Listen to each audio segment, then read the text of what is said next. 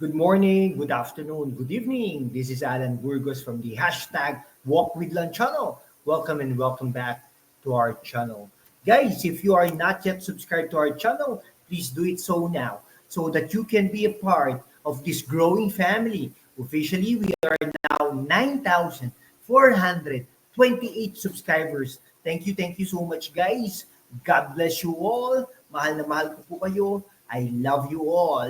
Ang pag-usapan po natin today ay mag-national naman po tayo, no? National politics. Siyempre, alam naman po natin na umiinit na ang politika dito sa Pilipinas, hindi lang po dahil sa mag-election na, kundi talagang sandak makmak na talagang nag-aanuhan, nagpapataasan ng ihi ang mga ito, no? Ito po alam naman po natin, muntik po magkasuntukan ang dalawa, si dating Pangulong Rodrigo Roa Duterte at ang matagal na dating naging senador na si Antonio Trillanes, natatakbo bilang mayor ng Caloocan City, na inaasahan natin na matatalo yan sa Caloocan City. No? Dahil nga naman, maraming Leni Robredo dyan, tinira niya si Leni Robredo, maraming mga DDS dyan, tinitira niya ang mga Duterte, marami rin pong taga-BBM dyan. Hindi po ba, tinira rin niya si BBM, pati si Amy Marcos, no? Okay, sandali lang po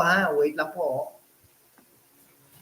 Yan, pasensya na po kayo medyo meron lang po tayong technical glitch na inayos. Di po ba, marami siyang tinitira dyan sa Caloocan City, kaya nga naman talagang matatalo po siya dyan talaga sa Caloocan City. Kaya nga po naman, di ba, tinitira rin niya si Malapitan, talagang matatalo dyan siya sa Caloocan City. Ngayon, muntik nga po magkasuntukan yung dalawa, no? Talagang makikita mo naman talaga na ang unang pumatol, ang unang uminit ng ulo ay itong si Antonio Trillanes. Nakita po natin sa kanyang mukha na talagang susuntukin niya. Talagang susuntukin niya si dating Pangulong Rodrigo Roa Duterte. Kaya lang wala no? Kitang-kita niya kasi na under the radar siya ng camera. Kaya nga naman talagang pinigilan niya ng gusto. Alam niyo naman po, dating militar ito, si Antonio Trillanes, kaya naman nasa sidewar niya, no? Pero tingin natin matatalo po talaga yan sa Caloocan City dahil nga naman ay ewan ko ba, no? Ngayon, marami po siya sinasabi, lumabas na naman diyan yung bank account, alleged bank account ni Pangulong Rodrigo Roa Duterte na talaga noong 2016 ay inilabas na niya yan. Kaya lang, i-deny po yan ng BDO at i-deny din po yan ng BPI. Ngayon, hinihintay po natin ang pag-deny ng BPI at pag-deny ng BDO yan dahil nga naman ay pag ito ay talagang yung interest po ng mga tao dyan sa bangkong yan, BPI at saka sa BDO, ay talagang mag-aalangan naman po sila hanggang mawala po yung kanilang mga depositors. Yan. Ngayon po marami po sinasabi, no, anong pangalan nito? Si Antonio Trillanes. Ngayon, sabi ni Pangulong Rodrigo Roa Duterte, tuturuan na raw ng leksyon.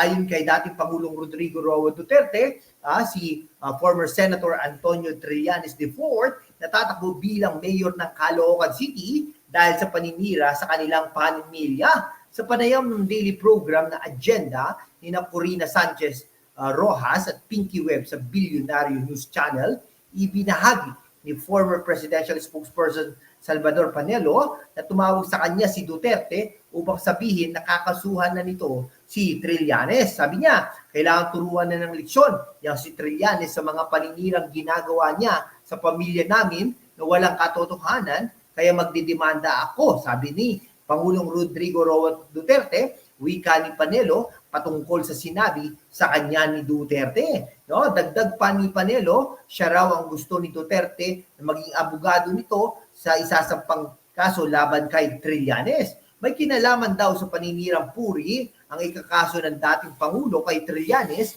kabilang na roon ang akusasyong drug lord kay Congressman Paulo Duterte at ang pera nila sa bangko ay drug money. Gate ni Panelo, propaganda lamang ang ginagawa ni Trillanes dahil matagal nang napatunayan na hindi totoo ang mga sinasabi nito na bank accounts ng pamilya Duterte na may mga deposito umanong mula sa kalakalan ng droga, matatandaang nagkainitan sina Duterte at Trillanes nang magkaharap sa pagdinig ng Quad Committee ng Kamara noong Miyerkules, November 13, nang iginiit ng huli na papirmahin ang una sa bank waiver. Nako po.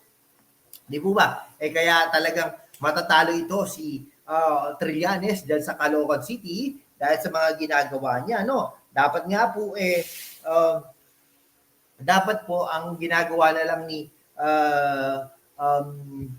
Trillanes ay mag-concentrate na dapat niya sa Caloocan, ngunit hindi niya po ginagawa, no? Talagang wala, out of focus po siya Kung ako naman po ang mga taga Caloocan, talagang alam na alam ko na hindi po siya concentrated at focus sa Caloocan City, wag na nating i-elect, wag na nating botohin diyan at panatilihin na natin si Malapitan bilang mayor ng Caloocan City dahil nga naman ay wala po sa concentration si Trillanes, no? Kinakalaban niya pa si Pangulong Rodrigo Roa Duterte na marami naman nagawa dyan sa Caloocan City at sa buong bansa, no? Yung mga build niya, yung drug war niya. Ako, naniniwala ako dyan sa drug war na yan dahil talagang tumahimik, no? Ngayon, may mga alam niyo, sa harapan nga namin, may mga nag-uusap-usap pa ng shabu-shabu dyan, mahirap na nga po, no? Talagang tila bagang ang mga katauhan ngayon walang takot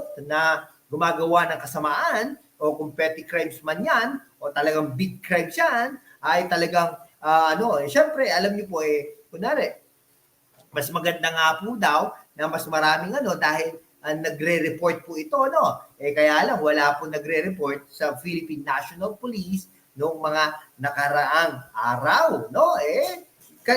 Mga bayan, kanino po ba kayo? Kay Pangulong Rodrigo Roa Duterte o kaya naman kay Trillanes? Siyempre, alam naman po natin si Trillanes, palaway, marami po nakalaban niya. Sa Senado na nga lang, di ba? Enrile, Subiri, no? Kahit si Grace po, no? Sino pa ba? Mga Cayetano, yan. Kalaban niya mga Cayetano, Si Alan Peter Cayetano at saka si Pia Cayetano, alam ko nakalaban niya yung mga yan. Bongbong Marcos, nakalaban din niya yan. Yung mga bagay na yan. Sino pa ba? Marami pa pong iba, no? Okay, kahit nga si Leni Robredo, kinalaban na niya, no? Si Risa Hontiveros na lang ang parang hindi niya kinakalaban dahil nga naman ay siya ay inaasahan siguro niya na pwede siya maging vice president ni Risa Hontiveros. Sige po, hanggang dito na lang po mga kaibigan ko. Maraming salamat po sa inyong lahat. Mabuhay po kayo.